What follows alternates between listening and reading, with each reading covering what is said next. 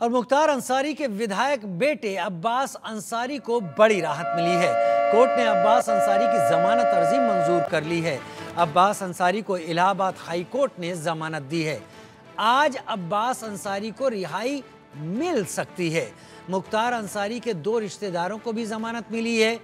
ED से जुड़े मामले हालांकि सुप्रीम कोर्ट में अब्बास अंसारी के लंबित हैं, जिसके चलते उनकी रिहाई पर संशय जरूर है, लेकिन इलाहाबाद हाई कोर्ट ने जमानत दे दी है। हालांकि 2 रिश्तेदार रिहा हो जाएंगे। मुख्तार अंसारी के 2 रिश्तेदारों को भी जमानत दी गई है, लेकिन ईडी से जुड़े मामले में सुप्रीम कोर्ट में अभी सुनवाई होनी है। लिहाजा इस बात की उम्मीद कम ही है कि हाई कोर्ट की जमानत देने के बाद अब्बास अंसारी बाहर आ पाएगा। इलाहाबाद हाई कोर्ट से मुख्तार अंसारी के विधायक बेटे अब्बास अंसारी को तो राहत तो मिली। कोर्ट ने अंसारी की जमानत अर्जी मंजूर कर ली। कोर्ट ने मुख्तार अंसारी के साले आतिफ रजा और शर्जील और अफरोज की भी जमानत मंजूर कर ली है, लेकिन जमानत अर्जी मंजूर होने के बाद भी अब्बास अंसारी के बाहर आने पर सस्पेंस जरूर है, जैसा हम बता रहे थे। दरअसल ईडी से जुड़े एक मामले में अब्बास अंसारी की जमानत अर्जी सुप्रीम कोर्ट में पेंडिंग है, जबकि साले आतिफ रजा और शर्जील और अफरोज जेल से बाहर आ जाएंगे। गौरतलब है कि अब्बास अंसारी कासगंज जेल में बंद है, जबकि आतिफ रजा लखनऊ की जेल में।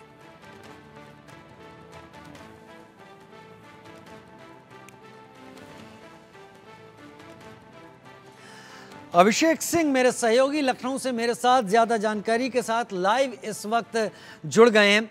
अभिषेक, एक बड़ा इंतजार रहा अब्बास अंसारी के लिए, लेकिन अब्बास अंसारी जिस मामले में फंसे हैं, उनकी पत्नी निखत का भी जो मामला है उनके साथ, वो अलग चल रहा है। हालांकि यहां पर ईडी का मामला है जो सुप्रीम कोर्ट में है। कितनी उम्मीद लगा रहे हैं फिर भी अब्बास अंसारी या अंसारी परिवार के लोग कि अब्बास अंसारी बाहर आ जाएंगे? माफिया डॉन मुख्तार अंसारी के विधायक बेटे अब्बास अंसारी को हाईकोर्ट इलाहाबाद से तो राहत मिल गई है, लेकिन उनका बाहर आना मुश्किल है। सीधे तौर पर कहा जाए तो ईडी के एक मामले में सुप्रीम कोर्ट में यह पूरा मामला विचाराधीन है और अभी वहां पर भी याचिका लंबित है। इस पूरे मामले में अभी फिलहाल अब्बास अंसारी का बाहर निकलना लगभग नामुमकिन सा है, लेकिन उनके दोनों मामा या कहा जाए कि मुख्तार अंसारी माफिया डॉन के दोनों साले, इस पूरे मामले में उन्हें जमानत मिली है, वो बाहर आ जाएंगे। और ये मामला बहुत लंबे समय से इस पर ट्रायल चल रहा था कोर्ट में, और उसके बाद इलाहाबाद हाई कोर्ट ने इस पूरे मामले पर सुनवाई के दौरान जमानत याचिका को मंजूर किया है।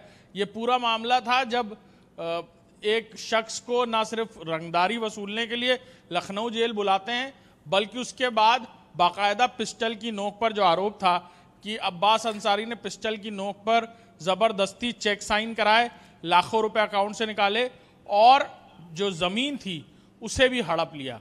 यानी रंगदारी और ज़मीन अपने नाम जबरन कराने का ये पूरा मामला था, जिसमें माफिया डॉन मुख्तार अंसारी के विधायक बेटे अब्बास अंसारी और उनके दोनों सालों का नाम इस पूरे मामले में था।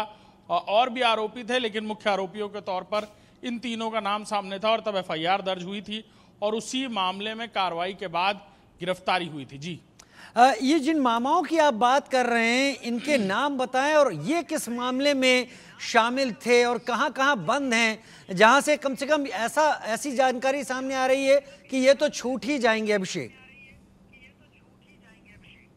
बिल्कुल, इन दोनों मामाओं के बारे में जो जानकारी मिल रही है कि इससे पहले भी मुख्तार अंसारी गैंग के कहा जाए तो करीबियों में या मददगारों में दोनों मुख्तार अंसारी के साले बड़ी भूमिका निभाते थे।